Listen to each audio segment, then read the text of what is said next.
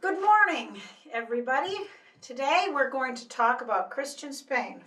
Last time we left off with the entrance of St. Patrick and Christianity in Northern Europe. And the Christianization of Europe is such an interesting phenomenon. It would be worth a semester in its own right, studying the history, what happened to the people, the way the cultures assimilated, the different kinds of art and architecture, the part that the visual image played, because of course no one can read. It's fascinating. And as we move through the medieval period, of course we're going to hit the millennia, the magical year 1000, which happens in the Ottonian era. But for now, we're looking at these little pieces and parcels. So if you recall, Northern Ireland was isolated because we had this influx of the Goths, the Visigoths, the Ostrogoths, all the different Goths, all of the northern barbarian cultures, not to mention a few Vikings here and there.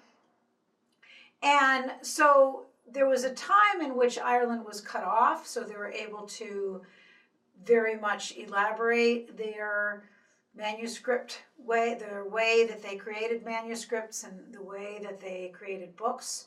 And they did start going into Saxon England, of course, as we've said later on, and then eventually, as we'll see in the Carolingian era, into the continent. But we have one other little area to cover that's also isolated, and that is Christian Spain. So there was a Germanic tribe, the Visigoths, who actually converted to Christianity and migrated to Spain over the 4th and 5th centuries, which, as you'll recall from your study of Islam, is just before Islam comes to be in 600. And in the 6th and 7th centuries, stone churches preserve this Visigothic stone architecture.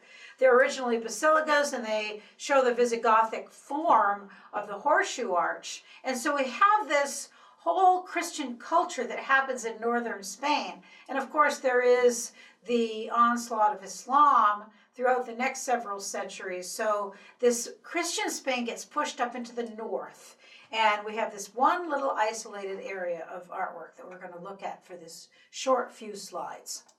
So here's a picture of these medieval Spanish churches.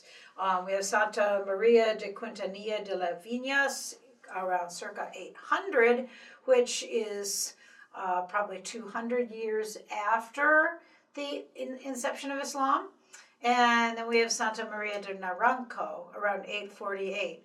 And these both start out as basilica, Roman basilicas, and then they have these horseshoe arches grafted on.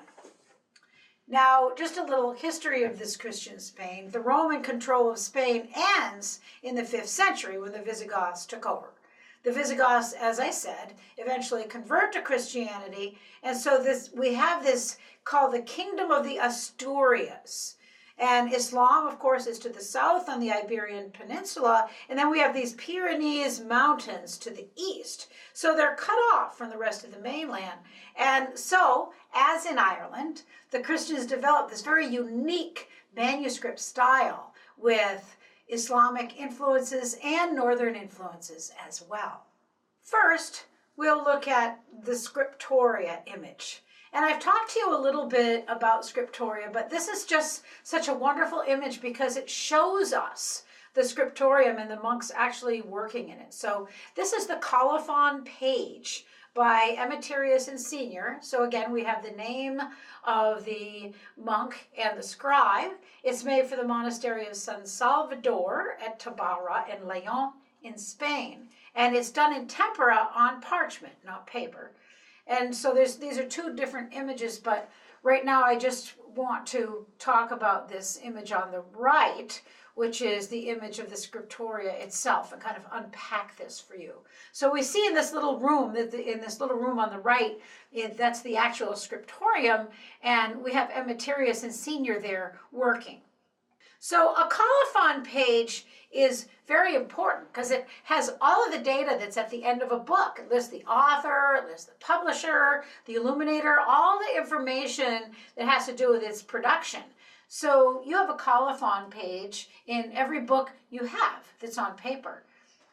Now I'm thinking, I don't know how they do this for the internet. There has to be provenance. If you go to, for example, if you're going to write a paper in a later art historical class, you will probably have essays to write and you'll have to do citations. And for example, ArtStore has embedded in it citations. When you download the image, you can do the citation by right-clicking on it or whatever.